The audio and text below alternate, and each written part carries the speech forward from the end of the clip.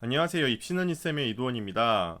오늘은 내신 7등급 학생이 작년도 수시 학생부 종합전형에서 어떻게 합격할 수 있었는지에 대해서 그 비밀을 여러분들께 공개하도록 하겠습니다. 영상 시작하기에 앞서서 오늘 제가 올려드린 이 영상은 매년 반복되는 이 고3 학생들의 잘못된 수시 원서 전략으로 인해서 사실 세 가지의 문제점이 생깁니다. 첫 번째는 학생들의 수시 원서비가 사실 그렇게 싼 가격은 아니거든요. 그래서 이 원서비가 너무 아까워서 사실 이 영상을 찍었고요.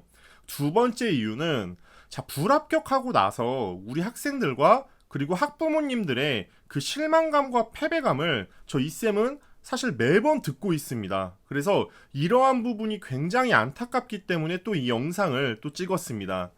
그리고 세 번째는 잘못된 입시 컨설팅이라든지 잘못된 입시 정보들 그리고 그 입시 상담들로 인해서 우리 학부모님들과 학생분들이 이런 잘못된 정보들에 좀 휘둘리지 않길 바라면서 이걸 방지하고자 만든 영상임을 먼저 알리겠습니다. 그러면 내신 7등급 학생이 합격을 했는지에 대한 팩트 체크부터 들어갈 텐데, 사실 저 입시는 이쌤의 영상의 좀 장점이자 그리고 이제 여러분들이 계속 지속해서 보시는 이유가 이쌤은 팩트를 근거로 한 그 정보들을 분석해준다라는 것에 있어서 믿음이 간다라고 좀 말씀을 해주시더라고요. 아닌가요?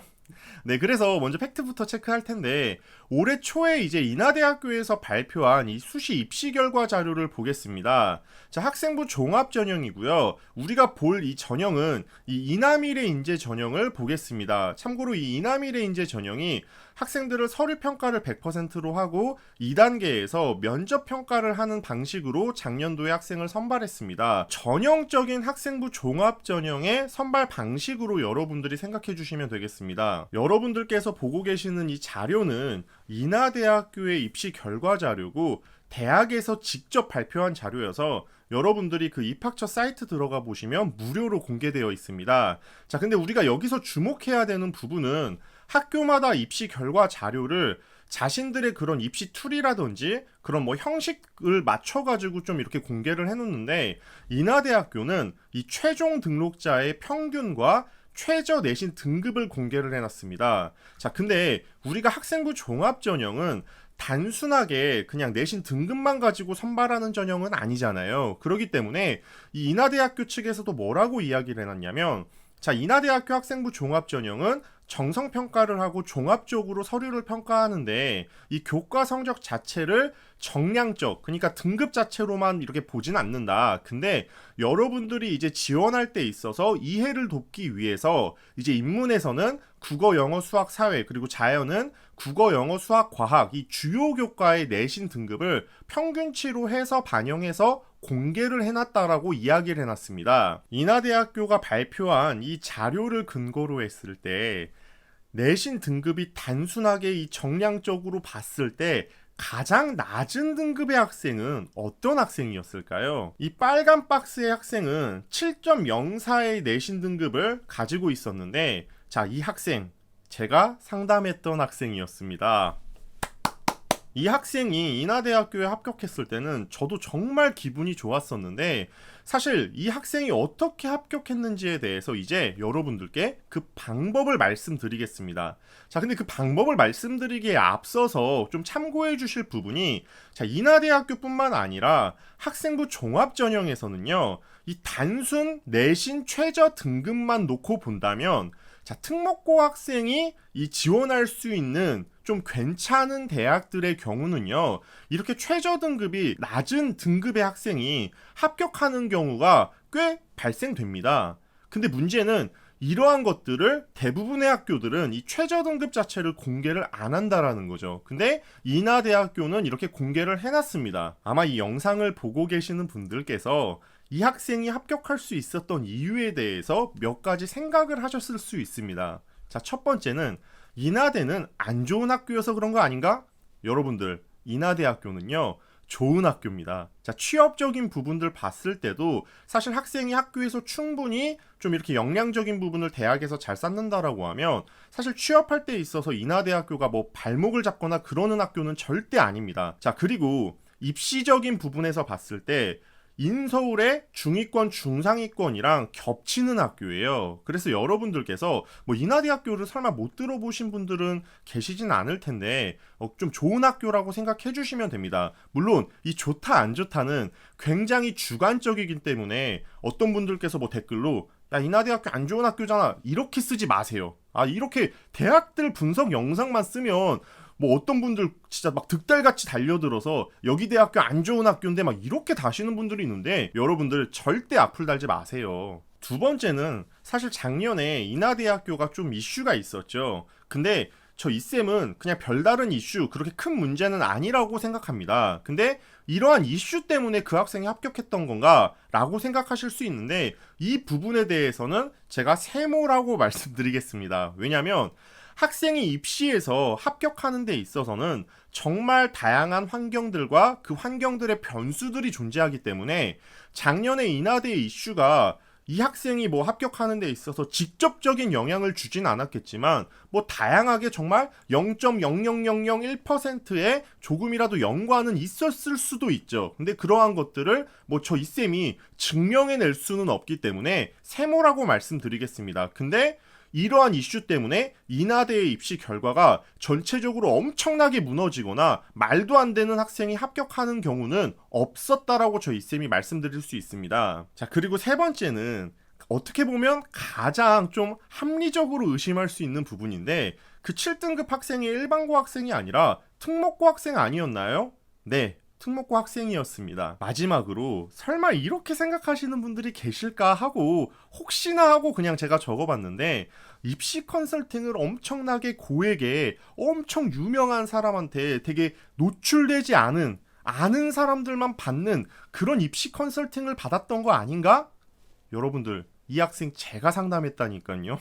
여러분들께서 이 입시는 이쌤 채널의 영상들만 제대로 보시고 또 본인의 입시 전략에 맞춰서 좀 적용을 시킨다면 올해 분명히 여러분들이 원하는 대학에 합격하실 수 있어요. 그러니까 여러분들께서도 이 영상을 보셨다라고 하시면 혼자 보지 마시고 주변 친구분들이나 또는 뭐 주변의 학부모님들께 공유하셔서 널리 퍼뜨려 주세요. 그래야지 모든 사람들이 올바르고 정확한 입시 정보를 제대로 아실 수 있습니다. 자, 그러면 본론으로 들어와서 이 교과 내신 7등급 학생이 대학에 합격할 수 있었던 이유에 대해서 두 가지를 말씀드리겠습니다. 어떻게 보면 이 학생부 종합전형의 가장 기본이 되고 근본이 되는 이 두 가지인데 자, 이 쌤이 항상 강조했죠. 자, 첫 번째는 학업 역량입니다. 자, 여러분들 생활기록부 속에 여러분들이 선택한 과목들이라든지 내신 등급뿐만 아니라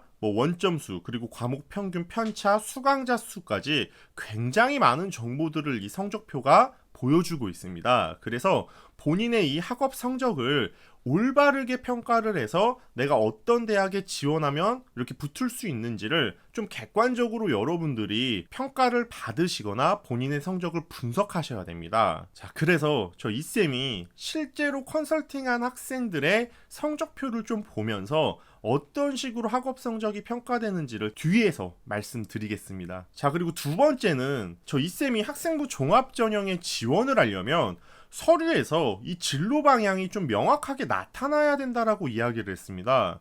지금도 학생들 상담을 해보면 대부분의 학생들 학생부 종합전형 준비했다라고 하면서 이 서류 자체에 진로 방향이 나타나지 않는 경우가 너무나 많아요. 그리고 어떤 학생들의 경우는 저 이쌤뿐만 아니라 다른 곳에서도 뭐 컨설팅 받은 학생들이 있어요.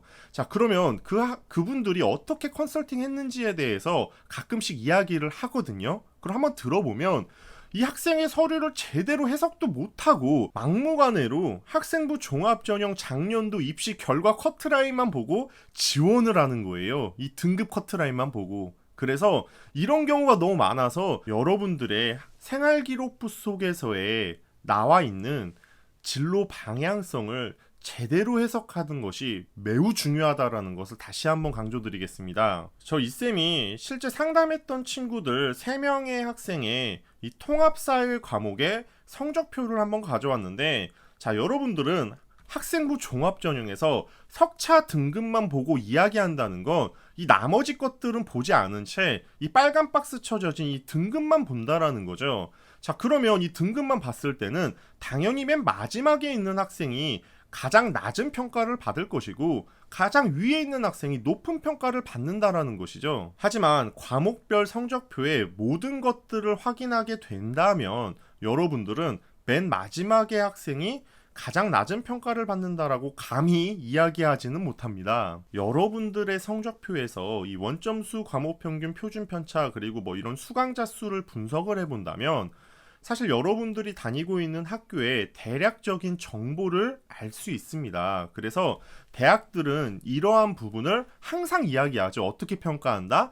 정성평가한다 라고 이야기를 하잖아요. 그래서 이렇게 굉장히 디테일하게 평가를 하고 또 여러분들 진로 방향에 맞춰서 과목 선택은 어떤 것을 했는지도 요즘 학생부 종합전형에서는 굉장히 중요하다라는 겁니다. 그래서 이렇게 디테일하게 성적표를 분석을 하게 되면 여러분들이 마지막에 있는 맨 밑에 있는 학생을 가장 낮게 평가한다라고 감히 이야기하지 못한다라는 이야기가 이러한 이야기라는 거죠. 그러면 또 여러분들이 선생님 그러면 이 3명 학생 중에 어떤 학생이 제일 우수하게 평가받나요? 뭐 이렇게 물어보는데 학생부 종합전형은요 이 과목 하나만 가지고 알 수가 없어요. 생활기록부 속에 창의적 체험 활동이라든지 뭐 교과 세특이라든지 그리고 성적표에 다양한 과목들의 이 점수들을 종합적으로 평가하기 때문에 사실 서류 하나를 통째로 봐야지 여러분들의 학교 라인이라든지 이러한 부분들을 좀 제대로 평가할 수 있다 이렇게 말씀드리겠습니다. 그래서 학생부 종합전형의 경우는 이 단순 내신 등급만으로 평가하지 않는다라는 걸